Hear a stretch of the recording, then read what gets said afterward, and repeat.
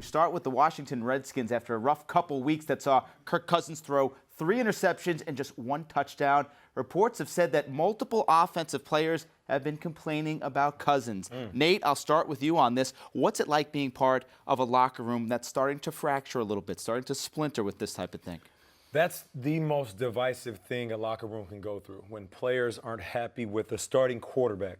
And I say the most because there's a lot of things that come through the locker room. There's 2 guys that date the same girl.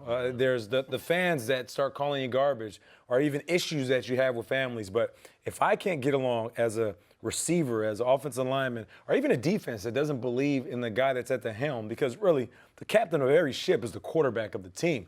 And when that starts to fall apart, there's no repairing it. It's just like a bad relationship that went left. There's no way you guys are going to get married. So for me, for a guy who's on a short lease, right, you don't give him a full contract. You don't lock him in long term. You rent him out for a year. I feel like this is somewhat the beginning of the end. The only thing that can fix this is for him to come out and play amazing.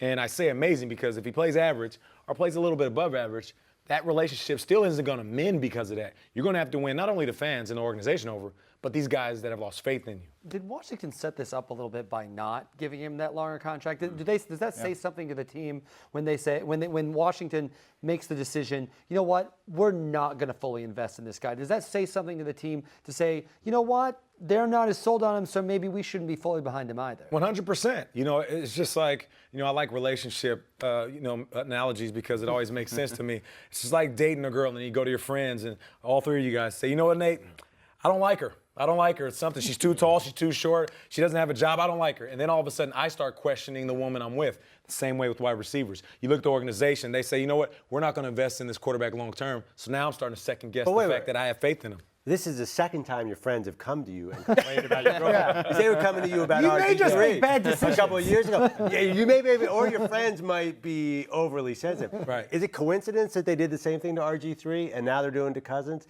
Feels like the common ingredient is the Redskins locker room, not the quarterback. Conor McGregor remains the most sought-after fighter in UFC. Lightweight champion Eddie Alvarez has made it clear he wants the Notorious for the main event of UFC 205.